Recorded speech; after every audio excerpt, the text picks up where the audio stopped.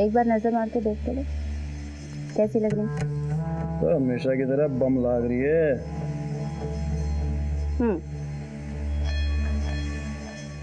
बिना देखे ऐसे कह रही बम लग रही।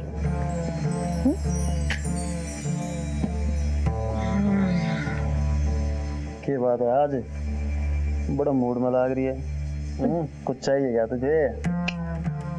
चाहिए नहीं, देने वाली हूँ। बिल्कुल थारे जैसा लौंडा बाप बनने वाला है। सच? मुझ हमारे प्यार की निशानी मेरे पेट में पड़।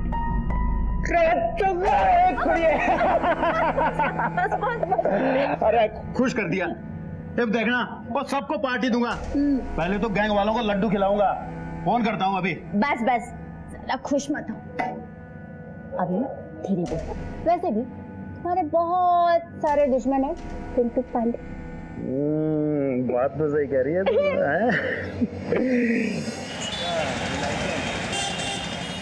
दिन ब दिन जवान होती जा रही है। माफ करना भाई साहब, मैंने देखा नहीं, वो बहुत जरूरी काम था ना इसलिए चला आया।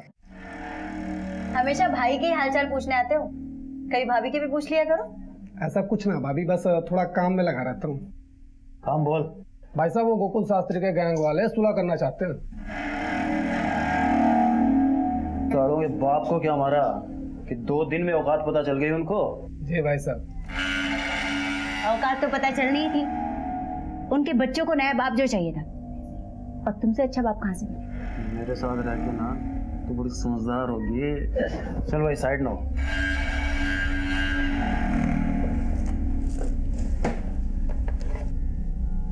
अरे प्रीतो, हाँ। ये रख, और मैं बच्चों का नामकरण करके आता हूँ। ठीक है?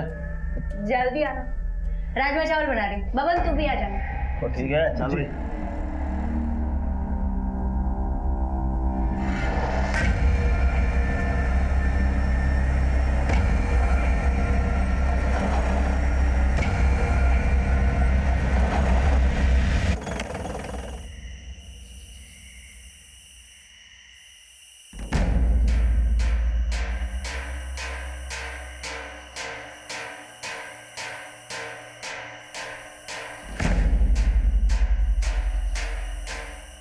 भाई यहाँ तो कोई नजर ही नहीं आ रहा।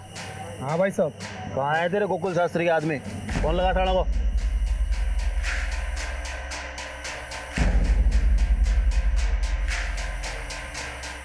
भाई साहब कोई फोन ही नहीं उठा रहा। भाई कुछ गड़बड़ लग रही है मुझे। चल भाग भाग भाग यहाँ से, भाग।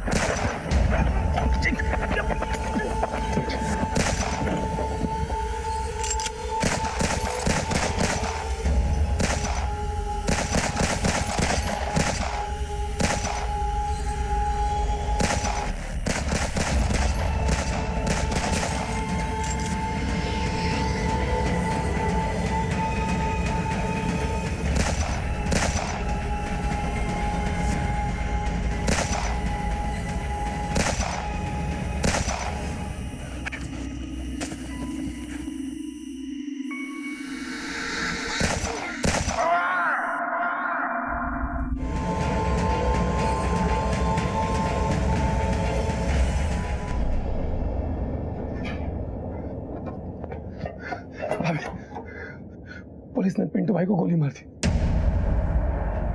मैं बहुत मुश्किल से अपनी जान बचा के निकला हूं। किसी कमीने ने मुखबरी कर दी साहब। भाभी अभी हमें यहाँ से निकलना पड़ेगा।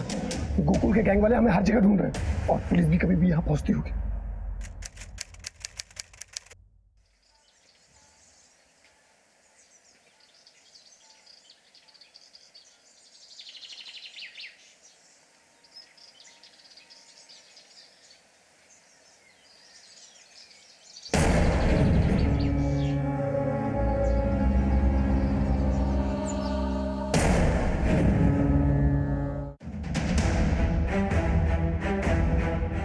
सर जैसे हमने बॉडी को देखा वैसे ही आपको कॉल करके बुलाया।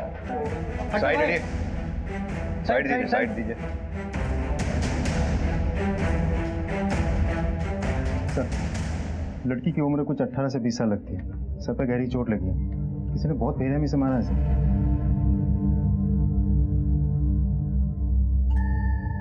मुझे एरिया सील करवा पड़ेगा। सर, ये लड़की यहीं रहती थी? जी सर, शर्मा जी की बेटी नंदनी है, फ्लैट नंबर 204 में रहती है। अच्छा, तुमने जब डेड बॉडी को लिफ्ट में देखा तो लिफ्ट में कोई और भी था या किसी को आते जाते देखा हो? नहीं सर। विजय, या तो इस लड़की के ऊपर हमला इस लिफ्ट में ही हुआ है या फिर ये हमलावर से बचने के लिए लिफ्ट की तरफ भागी है। विजय, बॉडी को पोस्टमार्टम के लिए भिजवा दो। सपन सर। लड़की की फैमिली की डिटेल्स लेके उसकी फैमिली को इन्फॉर्म कर दो। Okay sir. आओ विजय। सर।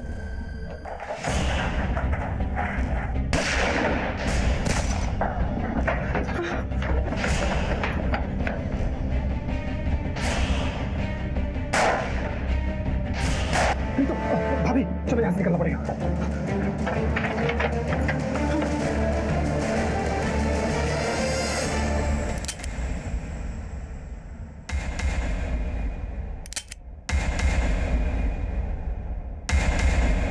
देख, अगर तूने हमें मार दिया ना तो तुझे कुछ नहीं मिलेगा, लेकिन अगर तुमने हमें जिंदा छोड़ दिया तो तुम्हें बहुत कुछ मिल सकता है। जब चाहो और जितना चाहो।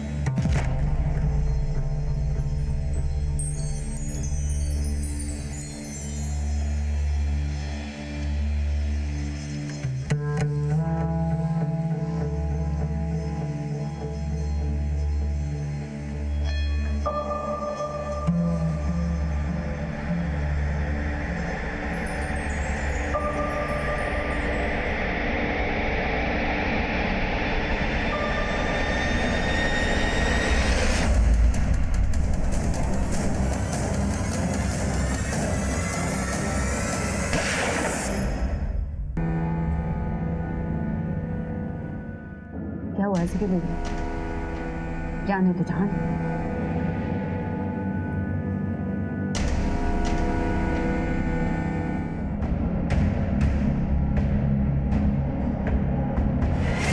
सर, टेबल पे खाने की प्लेट एक है और खाना भी उसने आधा खाया है। आई थिंक वो जो खाना खा रही थी हमला तभी हुआ होगा। विजय, इस पूरी बिल्डिंग के, मेन गेट के, इस फ्लोर के सबके सीसीटीवी फुटेज चेक करो। पता चल जाएगा उस दौरान घर में कौन आया कौन गया। सर। सफर, इस लड़की की फैमिली से कांटेक्ट करने की कोशिश करते रहो। सर।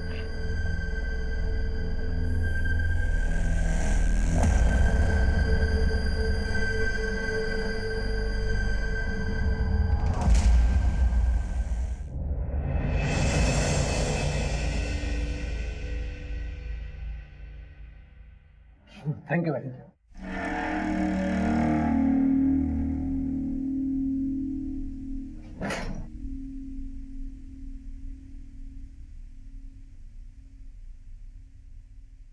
अभी अरे अभी बैठो यहाँ पे।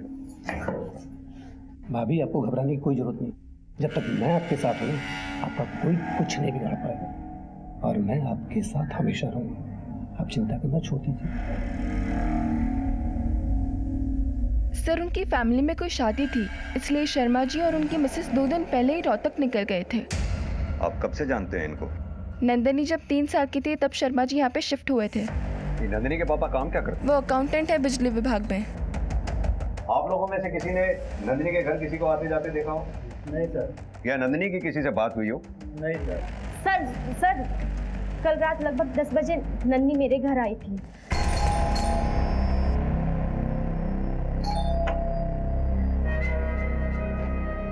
अरे नंदिनी, सॉरी दीदी, इतनी रात को आपको डिस्टर्ब किया।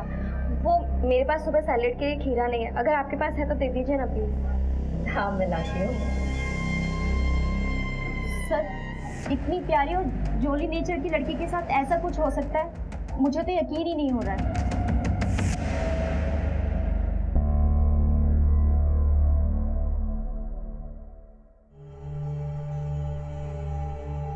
तुम्हें बहुत भूख लगी ना? ये लो।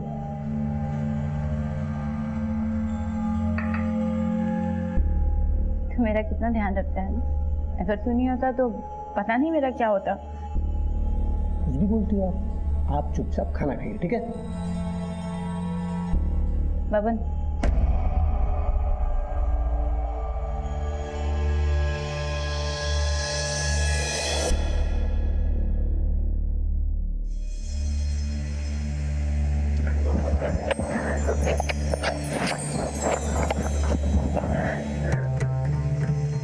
अब मैं तेरी भाभी नहीं, और मैं अच्छे से जानती हूँ तो हमेशा से मुझे पसंद करता।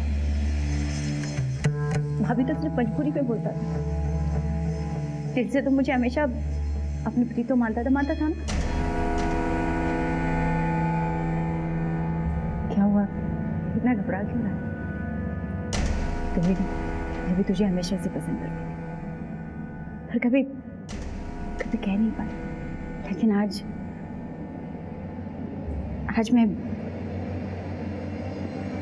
मैं भी तुझसे बहुत पहले कहना चाहता था, तब से ये बात मेरे हालत लगती थी। मैं भी तुझसे बहुत प्यार करता हूँ, तेरे बिना नहीं रह सकता।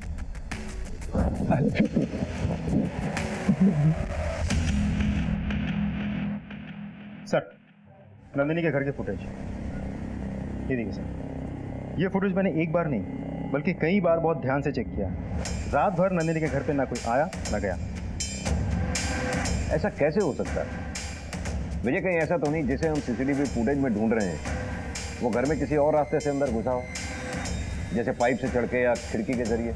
नहीं सर, पॉसिबल ही नहीं। मैंने बहुत अच्छे से चेक किया था। हर खिड़की के बाहर ग्रिल लगी हुई है। अगर कोई पाइप चढ़ के ऊपर आ भी जाता तो ग्रिल लगे हैं, इसकी वजह से वो अंदर नहीं जा पाता। अंदर जाने के लिए एक ही दरवाजा है, वो है मेन डोर। अब सवाल ये उठता है कि वो जो कोई भी था घर में घुसा कैसे? सर, नंदिनी के माँ बाप आ गए।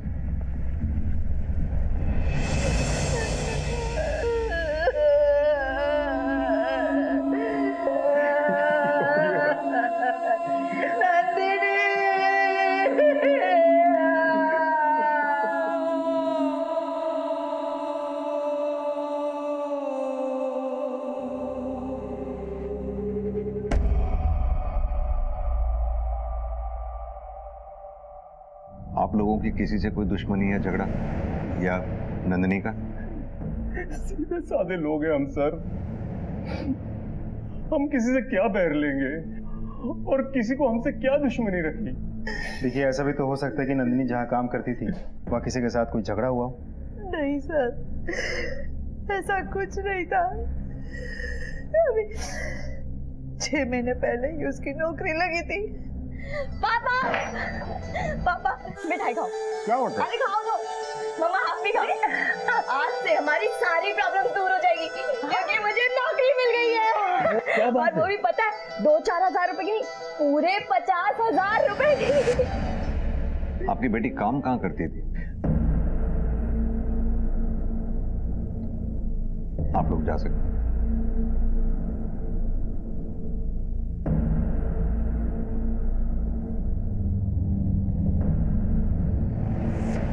विजय, कुछ तो जरूर हुआ होगा जिस वजह से नंदिनी की जान गई। उसका इतनी बेरहमी से कत्ल हुआ। एक काम करो, नंदिनी के सारे दोस्तों से पूछताछ करो, पता करो क्या नंदिनी के माँ बाप वाकई उस दिन शादी में गए थे। सर, आपको लगता है इसमें नंदिनी के माँ बाप का हाथ हो सकता है? फिलहाल तो कुछ भी नहीं कहा जा सकता, लेकिन हमें हर एंगल चेक करना होगा, कुछ भी छूटना नहीं चाहिए। सर, पुलिस ने नंदिनी की मौत से जुड़े हर पहलू को जांचना शुरू किया, लेकिन उनको कोई ठोस दलील नहीं मिल रही थी। अब तक की मिली जानकारी से इतना तो साफ था कि नंदिनी की जिंदगी में कुछ तो रहस्यमय चल रहा था। पुलिस हर सबूत और बयान का बारीकी से मुआयना कर रही थी। सर, हमने नंदिनी के दोस्तों से, फैमिली से, आस पड़ोस वालों से पूछताछ की, लेकिन हमें ऐसा कुछ भी नहीं मिला जिससे हम किसी पे शक कर सकें। उसका किसी के साथ कोई अफेयर भी नहीं था। सर, जब से उसने वजन कम किया था उसको मेकअप का और कपड़ों का नया शौक चढ़ा था। बाकी सब कुछ पहले जैसे ही चल रहा था। और मैंने उसके माँ बाप के बारे में पता किया, वो लोग शादी में वाकई रोहतक गए। विजय, ये नंदिनी जहाँ काम करती थी वहाँ इंक्वायरी करो, शायद वहाँ से कोई इन्फॉर्मेशन मिले। सर, नंदिनी शर्मा की पोस्टमार्टम रिपोर्ट आ गई।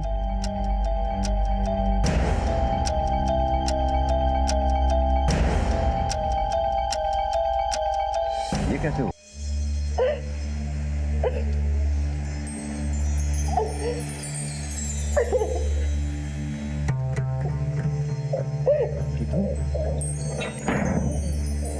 क्या हुआ तुझे? क्यों रो रही है? बोलना तो क्या हुआ? बोल जी क्या हुआ, क्यों रो रही है?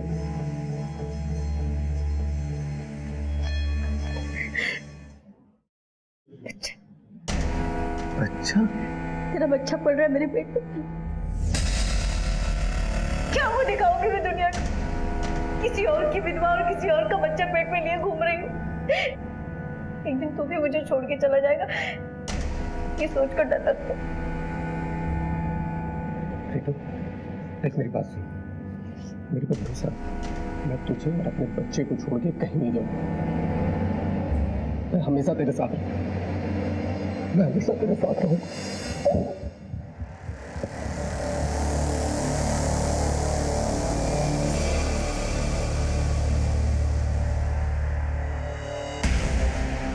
हमारे प्यार की निशानी, हमारे प्यार की निशानी मेरे पेट में पड़ गई।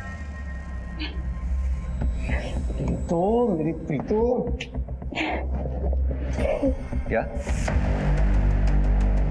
डॉक्टर कोई ऐसा क्यों करेगा? और नंदिनी ऐसा क्यों करेगी? अपने आप को ऐसे घाव कोई क्यों देगा जिससे उसकी मौत हो जाए? ये देखिए सर, नंदिनी के सर पे जो चोट है और दीवार पर जो खून के धब्बों के निशान हमें मिले हैं, वो दोनों आपस में मैच करते हैं। सर बात यह है कि जो इंजरीज हैं वो मेनली फोरहेड पे हैं, जो तभी होता है जब इंसान अपना सर खुद दीवार पर मारता है, और अगर कोई अटैकर होता तो इंजरीज स्कल पर भी होते। यानी कि नंदिनी ने अपना सिर खुद दीवार से पटका। हमारी इंक्वायरी में जहाँ तक हमें पता चला है, नंदिनी ऐसी लड़की नहीं थी कि वो आत्महत्या कर ले, और ना ही उसे कोई दिमागी बीमारी। बिल्कुल कर सकता है सर, इन मेडिकल ड्रग्स की वजह से। जिस मात्रा में ये नंदिनी के शरीर में पाई गई हैं, उस हालत में इंसान कुछ भी कर सकता है। सर नंदिनी के माँ बाप ने हमें नंदिनी का जो विजिटिंग कार्ड दिया था वो तो फेक है, उस नाम की कोई कंपनी है ही नहीं, और उस एड्रेस पे जो बिल्डिंग का नाम लिखा था वो तो खंडर बन चुकी है। और नंदिनी ऐसा कर क्यों रही थी? अपने माँ बाप से झूठ क्यों बोल रही थी? उसका तो कोई अफेयर भी नहीं था जिसे छुपाने के लिए वो ऐसा करे। क्या नंदिनी दोहरी जिंदगी जी रही थी? विजय काम करो, इस नंदिनी की सारी इंफॉर्मेशन निकालो, कहाँ जाती थी, किससे मिलती थी, अकाउंट डिटेल्स वगैरह वगैरह। मुझे लगता है कहीं कुछ ऐसा है जो अभी तक हमारे सामने नहीं आया। नंदिनी को कोई नशे की लत नहीं थी सर, आप उसे बदनाम कर रहे हो। देखिए हम उसे बदनाम नहीं कर रहे, ये नंदिनी की पोस्टमार्टम रिपोर्ट है, जिससे साफ साफ जाहिर होता है कि नंदिनी के शरीर में भारी मात्रा में ड्रग्स मिले। देखिए बच्चे जब बड़े हो जाते हैं, बहुत सी बातें अपने माँ बाप से छुपाने लगते हैं। हो सकता है नंदिनी ने ये नशे की बात भी आप लोगों से छुपाई हो, जिसकी वजह से उसकी जान गई। अब हमें पता ये करना है कि नंदिनी को ये मेडिकल ड्रग्स कहां से मिले जिनकी उसे लत लगी थी। और तो और नंदिनी के ऑफिस का जो आपने विजिटिंग कार्ड हमें दिया था, उसका एड्रेस भी फेक है, ना तो उस नाम की कोई कंपनी और ना ही कोई बिल्डिंग। आपकी जरूर कुछ गलतफहमी हुई है, वो भला ऐसा क्यों करेगी? नंदिनी का किसी बीमारी का इलाज चल रहा था इन दिनों? नहीं सर, इलाज तो नहीं, पर हाँ वजन घटाने के लिए उसने स्लिमिंग क्लिनिक ज्वाइन किया था।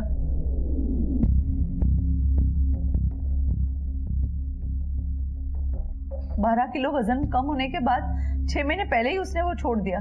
उसके बाद उसे नई नौकरी मिली थी। नाम क्या है उस क्लिनिक का? Insta chef weight loss clinic. Nandini बचपन से थोड़ी मोटी थी, लेकिन बड़े होते होते उसे इस मोटापे से टेंशन होने लगी। कोई उस पर हंसता तो कोई उसको टोकता, वो बहुत दुखी हो जाती थी। सर ये रही मेरी नंदिनी की तस्वीर। क्लिनिक जाने के बाद उसका वजन तेजी से घटने लगा। वो उसे कुछ दवाइयां देते थे जिससे उसका वजन घट रहा था। स्लिमिंग सेंटर ज्वाइन करने के बाद क्या आपने नंदिनी में वजन घटाने के अलावा कोई और चेंज नोटिस किया था? नहीं सर, वजन कम होने के बाद नंदिनी बहुत खुश थी, नए फ्रेंड्स बना रही थी, फ्रेंड्स के साथ बाहर जा रही थी, बट हाँ थोड़ी सी चिड़चिड़ी हो गई थी। कॉन्फिडेंस बहुत बढ़ गया था उसका, लेकिन साथ ही उसका मूड स्विंग्स भी बढ़ने लगे था।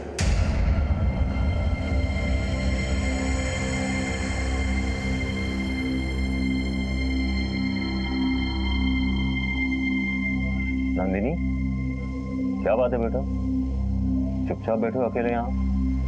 कोई परेशानी हो तो अपने पापा को बताओ। नंदिनी मेरे चुप बैठने का मतलब ये बिल्कुल नहीं है कि मैं परेशान हूँ। अरे 2 मिनट शांति से बैठने दो ना मुझे कोई।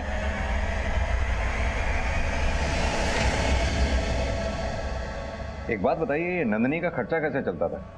पैसे तो उसके पास होते ही थे, हमें लगा नौकरी कर रही है वहीं से आ रहे होगे। कुछ समझ में नहीं आ रहा है वो क्या कर रही थी। भाई माइन ठाकुर ने फ्लाईओवर के पास बुलाया और बुलाया अकेले आने। रुक मैं आता हूँ, मैं जाके आता हूँ। अपना ध्यान रखना और संभाल कर जाना। तू घबरा मत, पुलिस को पता भी नहीं कि हम कर रहे हैं, ठीक है? सर, नंदिनी के कॉल रिकॉर्ड के हिसाब से उसके बारे में खास कुछ पता नहीं चला, लेकिन उसके मोबाइल लोकेशन से हमें ये इन्फॉर्मेशन मिली है कि वो गुरुग्राम के सेक्टर 48 में अक्सर आ जाया करती थी, वो भी उस टाइमिंग पे जब उसके माँ बाप के हिसाब से वो जॉब पर होती थी। वहाँ ऐसा क्या था? Slimming clinic. कोर्स पूरा होने के बाद नंदिनी शर्मा इस एरिया में क्यों जाया करती थी? इस स्लिमिंग क्लिनिक का क्या राज है? सर, इस क्लिनिक के बारे में खास कुछ तो पता नहीं चला, लेकिन इतना पता चला है कि ये कंपनी 5 साल पुरानी है और दिल्ली एनसीआर में कुल मिला के 12 ब्रांचेस हैं और सारे के सारे ब्रांचेस बहुत अच्छा बिजनेस कर रही है। और हाँ सर, नंदिनी शर्मा के फाइनेंशियल डिटेल्स सर, इसके हिसाब से नंदिनी की कोई फिक्स सैलरी नहीं थी, लेकिन फिर भी हर महीने 40 से 60 हज़ार रुपये कैश उसके अकाउंट में डिपॉजिट हो जाते थे। विजय, होना हो इस नंदिनी शर्मा का कोई ना कोई राज इस स्लिमिंग क्लिनिक से जुड़ा होता है।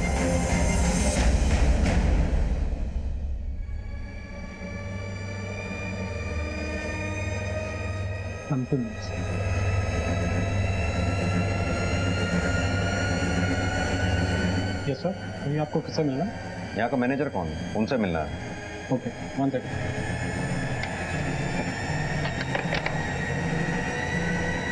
तुम ये रुको।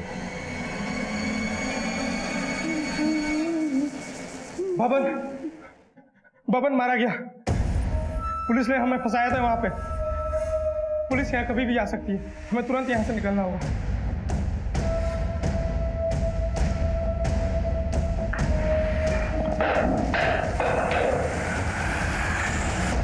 क्या दिक्कत है तेरी?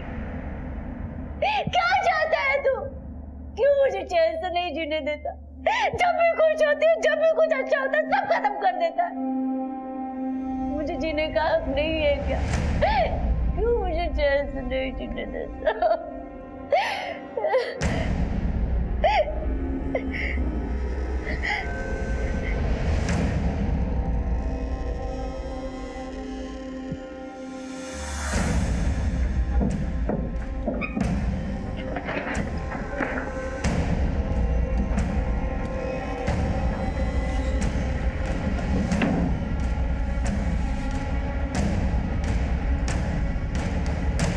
अभी आप कहाँ जाओगे? पता नहीं, लेकिन पुलिस के हाथ नहीं आऊंगी। खुद को इतना मजबूत, इतना ताकतवर बनाऊंगी कि पुलिस मेरे आगे पीछे घूमे और कभी टकराए भी ना तो मैडम कह के बुलाए।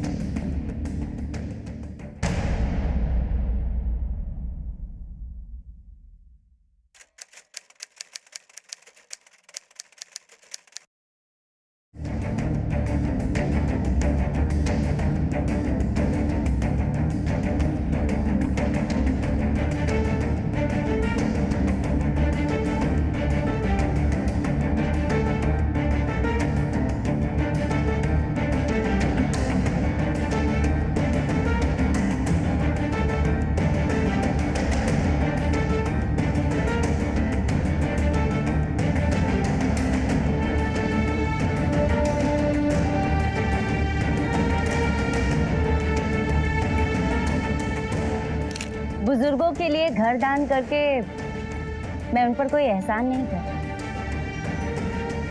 बल्कि मालिक ने मुझे जो दिया है वही मैं दूसरों को दे रही हूँ। ये वृद्धाश्रम मैंने अपनी माँ की याद में बनवाया। उनके आदर्श और वसूलों का मैं पालन करती हूँ और आगे भी करती रहूँ।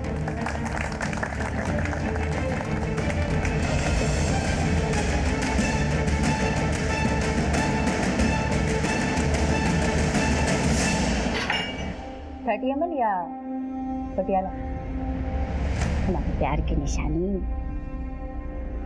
मेरे पेट में ये रख, और मैं बच्चों का नामकरण करके आता हूँ। पुलिस ने पिंटू भाई को गोली मार दी। मैं तुझसे बहुत प्यार करता हूँ।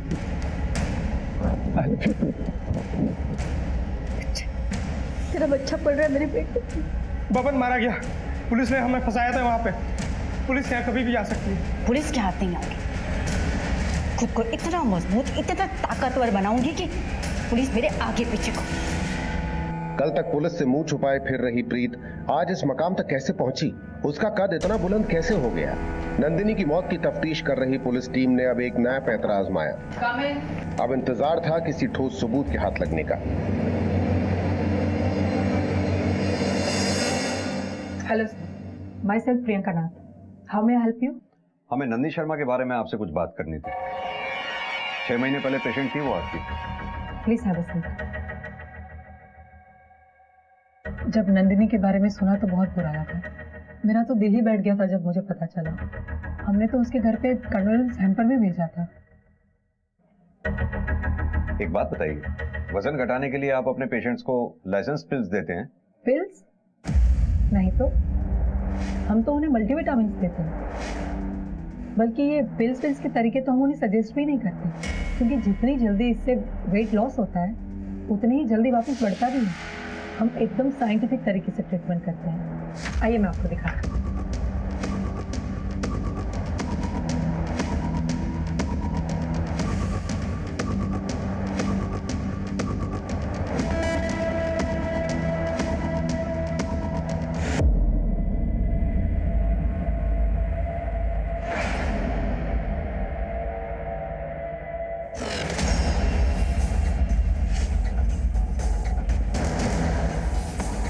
प्रियंका जी, आप हमें टेस्ट के लिए स्लिनिंग टैबलेट का एक सैंपल दे सकती हैं प्लीज? या श्योर, मैं अभी अरेंज कराती हूँ।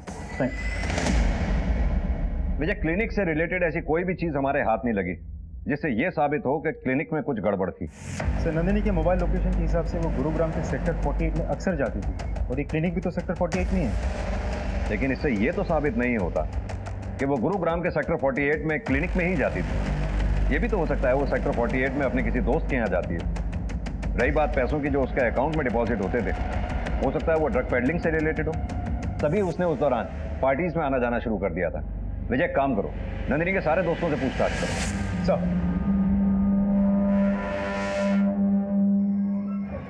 हो जाएगा सर जी, हो जाएगा, बिल्कुल हो जाएगा। आप बोलिए तब। चलो खाना खा लो बच्चा। नहीं, थोड़ा मोबाइल खाना खा लो। नहीं जाऊंगा। दिव्या, क्या बदतमीजी है ये?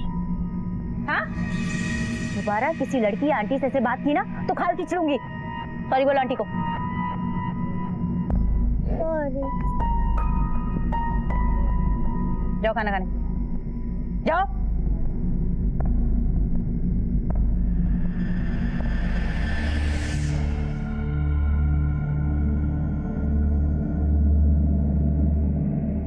माय गॉड, बहुत सुना है इस क्लिनिक के बारे में। मेरा वजन भी कम हो जाएगा ना। पता है, लोग मुझे फैटी, मोटी, पता नहीं क्या क्या बोल के चढ़ाते हैं। अगर ऐसे ही चलता रहा तो कैसे मेरी शादी होगी? कैसे नहीं होगी तुम्हारी शादी? बिल्कुल होगी। और ये शादी क्या चीज़ है? एक बार हमारे साथ जुड़ने के बाद तुम्हारी भी जिंदगी बदल जाएगी, बाकी लड़कियों की तरह। सच? बिल्कुल।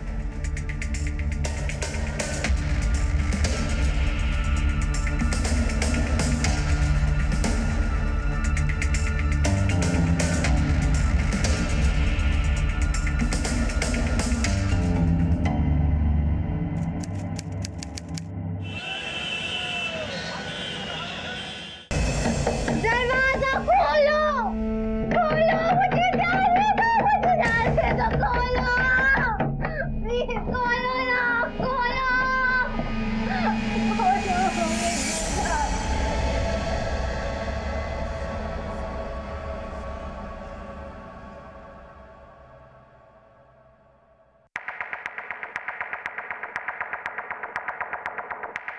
कुछ मिला? नहीं सर, अभी तक तो सब कुछ नॉर्मल लग रहा है। पर एक बात है जो मुझे थोड़ी सी अजीब लगी। वो प्रियंका किसी लड़की से दवाइयाँ खाने की बात कर रही थी और किसी छोटी पंजाबन से मैडम मैडम बोल के पुलिस के आने की बात भी कर रही थी। मैंने पुलिस को समझाकर वापस भेज दिया है। मैडम, छोटी पंजाबन हमारे लिए सिर्फ एक नाम नहीं है, हमारे लिए आइडल है, और हम आपके नाम पर कोई आंच नहीं आने देंगे। जी। ओह, आई एम सॉरी। सब ठीक? ठीक। तुम इस पे नजर बना रखो। जी सर। सर,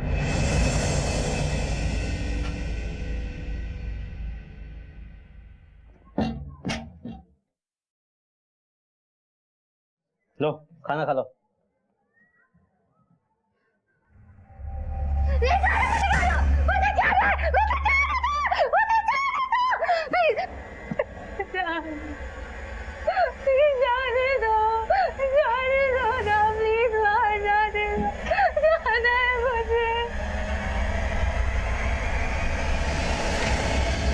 सर, प्राची ने जिस छोटी पंजाबन का नाम लिया था वो एक बिजनेस वूमन है, इधर उधर समाज सेवा का काम करते रहती है, लेकिन उसके खिलाफ खास कुछ पता नहीं चला।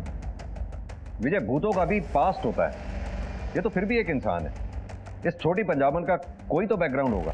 सर, इस छोटी पंजाबन के बारे में सिर्फ इतना पता चला है कि कुछ साल पहले रोहतक पुलिस इसे ढूंढ रही थी। कुछ पेंडिंग केसेस थे इसके खिलाफ, लेकिन कभी ढूंढ नहीं पाए। सर, ये भी पता चला है कि ये case inspector Alok Sharma investigate कर रहे थे, लेकिन ये माना जाता है कि दबाव की वजह से ये केस वो सॉल्व नहीं कर पाए। ये इंस्पेक्टर आलोक शर्मा से कांटेक्ट करो। सर। क्या छोटी गैंगस्टर थी? हाँ, शुरू से ही सस्पेक्ट थी, लेकिन उसके खिलाफ कभी कोई सबूत नहीं मिला, और जब तक ये केस आगे बढ़ता वो कहीं अंडरग्राउंड था। उसे काफी टाइम के बाद मैंने एक बार न्यूज़पेपर में उसकी फोटो देखी, अच्छा खासा नाम बढ़ा करके वो सामने आई। मैंने उस वक्त भी उसकी फाइल रीओपन करने की कोशिश की, लेकिन कोई फायदा नहीं, बड़ा कद हो गया उसका, ऊपर के लोगों की पहचान है उसकी। तब तो इस छोटी पे हाथ डालना और भी मुश्किल होगा। उसके खिलाफ कहीं कुछ सबूत नहीं। जहां तक मैं समझता हूं कि अगर वो स्लिमिंग क्लिनिक में इन्वॉल्व है तो कुछ ना कुछ गोरख धंधा जरूर चल रहा है, लेकिन फिर भी उस तक पहुंचने के लिए हमें सबूत तो चाहिए। अगर छोटी ने अपना नाम और पहचान इलीगल तरीके से बदली है तो ये भी एक क्राइम है, और ये बात अगर हम साबित कर पाए तो उस तक पहुंचा जा सकता है। एक इंसान है जो हमारी मदद कर सकता है, आप उसे लेके जाइए, सब सच सामने आ जाएगा।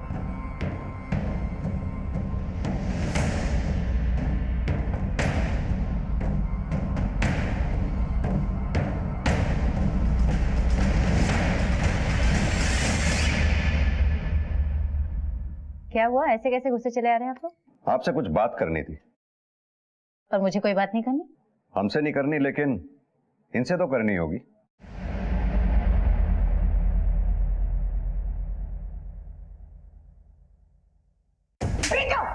ये क्या तमाशा कर रही है? मेरी शादी किसी रईस बड़े आदमी से होगी।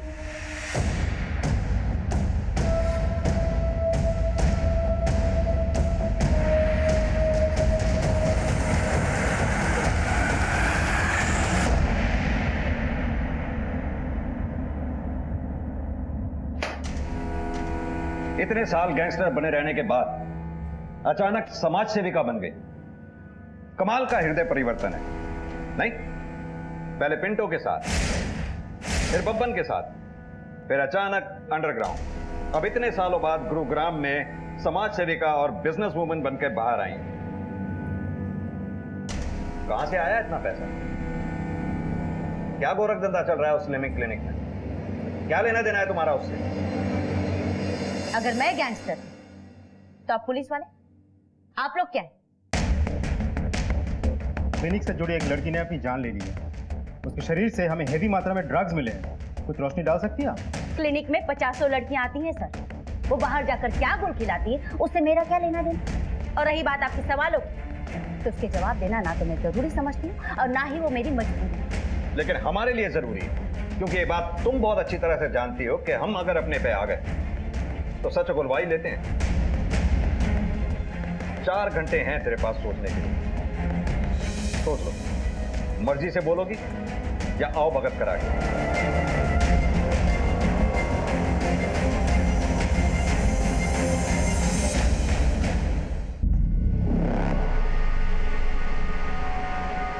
ये क्या कर रही हो तुम यहाँ? कुछ नहीं मैम, वो किसे पूछकर तुम मेरे कैबिन में आई? और ये लैपटॉप में क्या कर रही थी तुम? और वो क्या छुपा रही हो? यहाँ दो।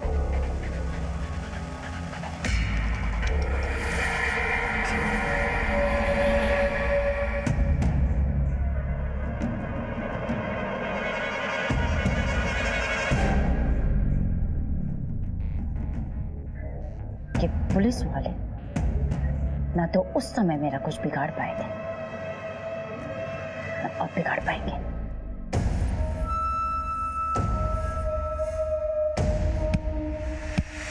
मैडम ये क्या कर रहे हो? मैम पुलिस क्या हो? मैम पुलिस मुझे फंसाना चाहती है। मैम झूठा केस बनवाने के लिए मेरी ऐसी हालत कर दी। मेरी आप लोगों से विनती है कि आप लोग मेरी मदद करिए, इस केस को लेके जाइए। देखिए पुलिस वाले क्या जुल्म कर रहे हैं। लेकिन सर, जी सर, कमिश्नर साहब का फोन था। ये मामला नेशनल मीडिया ने उछाल दिया। ये छोटी पंजाबन बहुत चालू चीज निकली, गेम खेल गई हमारे साथ। अब इसे छोड़ने के अलावा हमारे पास कोई चारा भी नहीं है। सर बाहर पूरी मीडिया जमा है, वो लोग इस केस को ऐसे दिखा रहे हैं जैसे कि गलती हमारी हो, और प्राची को भी क्लिनिक से निकाल दिया गया है।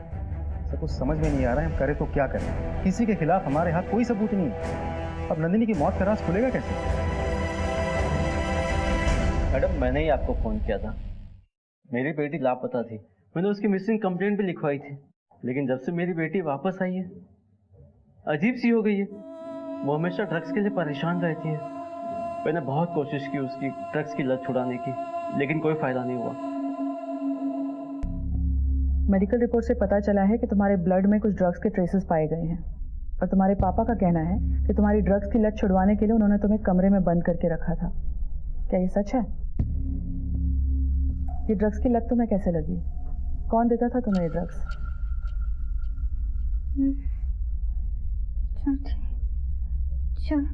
छोटी पंजाबन। छोटी पंजाबन? ये नाम कुछ सुना सुना लग रहा है। हाँ याद आया, हाल ही में मीडिया में उसके बारे में सुना था। गुरुग्राम केस में उसका नाम सामने आया था। तुरंत गुरुग्राम पुलिस को इन्फॉर्म करो। ठीक है, बताना मुझे। सर लखनऊ पुलिस को एक लड़की मिली है जिसका कनेक्शन छोटी पंजाबन से है।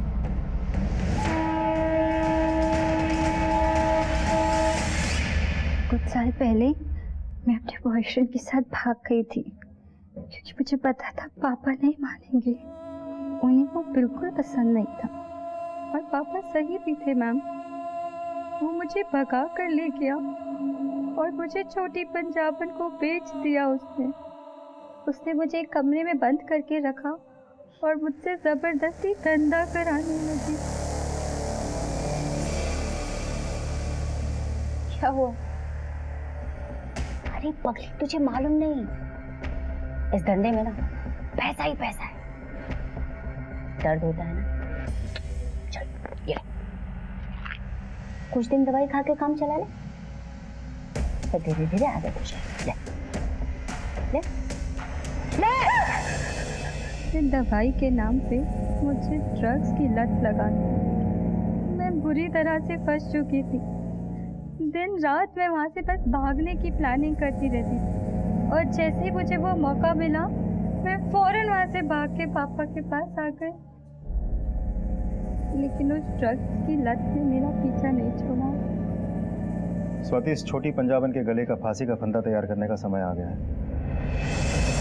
फांसी का फंदा मेरी जूती से? लड़कियां ये सब अपनी मर्जी से भी तो करती हैं सर। मैंने इसमें क्या नया कर लिया? उनका इस्तेमाल पैसे कमाने के लिए किया, और हाँ बड़ी ईमानदारी से उन सब का हिस्सा उन्हें दिया। मुझे नौकरी मिल गई है पूरे 50,000 रुपए की। वैसे भी लड़कियां हमेशा दूसरों का सहारा ढूंढते रहती हैं, रोते धोते रहती हैं। मैंने तो उन्हें समझाया कि बेवकूफ लड़कियों, तुम्हारे पास तुम्हारा खुद का बहुत कुछ है, क्यों किसी और के लिए रोना?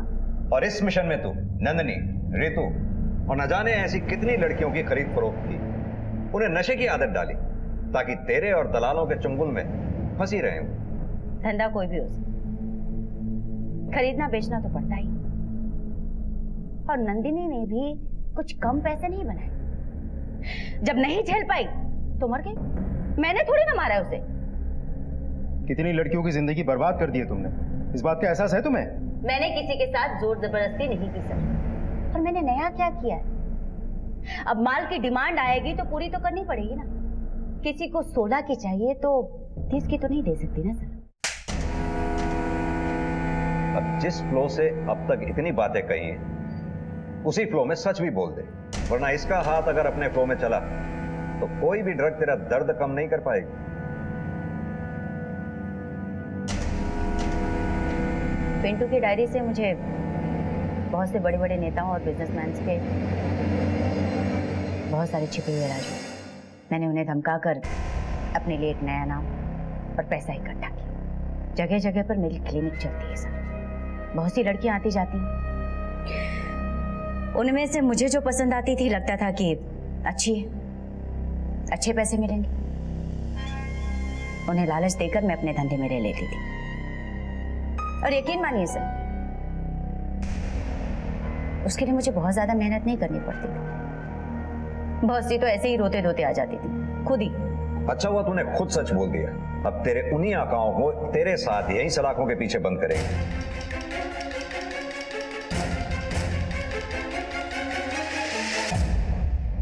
अपने सपनों के पीछे भागते भागते मैं ये भूल ही गई थी कि देर सवेर कहीं ना कहीं इनका अंत हो ही जाएगा। कुछ पाने के लिए कुछ खोना पड़ता है, इसका मुझे विश्वास था। लेकिन आज ये एहसास हुआ कि कुछ पाने के लिए मैंने अपना सब कुछ खो दिया।